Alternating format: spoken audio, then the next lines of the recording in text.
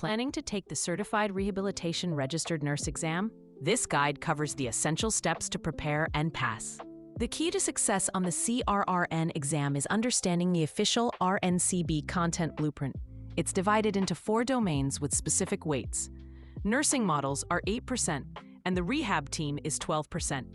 But pay close attention to the 2 largest sections: functional health patterns, which makes up a massive 53% of your score, and legislative and legal issues, which accounts for the other 27%.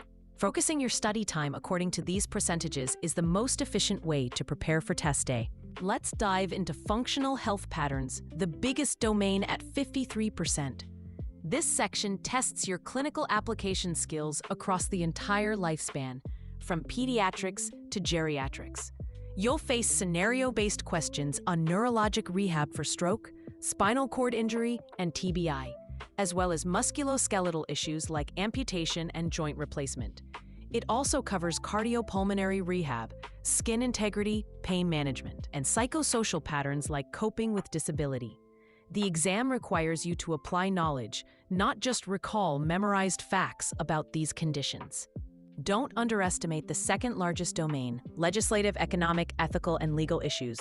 At 27%, it covers more than a quarter of the exam.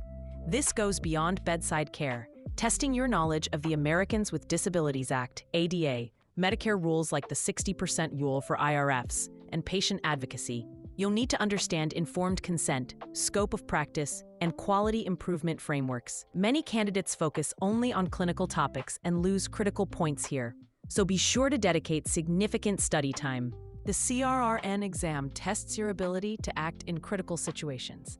A classic high-yield topic is autonomic dysreflexia in spinal cord injury patients. If a patient with a T6 or higher injury reports a pounding headache and flushing, you must act immediately. The correct sequence is non-negotiable. First, sit the patient up to lower their blood pressure. Second, loosen any restrictive clothing. Third, assess for the most common cause, bladder distension.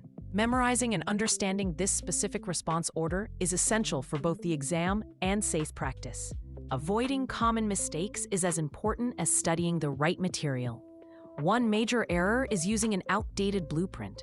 Make sure your materials reflect the current 8/53/12/27 domain weights. As we've mentioned, another pitfall is underweighting the legislative and legal domain, which is a significant 27% of your score. Finally, don't just memorize facts. The exam uses scenario-based questions that require you to apply principles to realistic patient situations. So practice applying your knowledge to case studies and practice questions. After you pass, your CRRN credential is valid for 5 years. To renew, you'll need to maintain your RN license, log 1,000 hours of rehab nursing practice, and earn 60 continuing education points. But here's a detail many people miss. At least 40 of those 60 points must come from programs approved for nursing contact hours. Credits from interdisciplinary providers might not count toward that specific requirement. Also, remember that mandatory training like BLS, CPR, and HIPAA are excluded from renewal credit. Ready to turn your rehabilitation nursing experience into a nationally recognized credential? Don't leave your CRRN success to chance. Visit Open Exam Prep to access our completely free AI-powered study guide.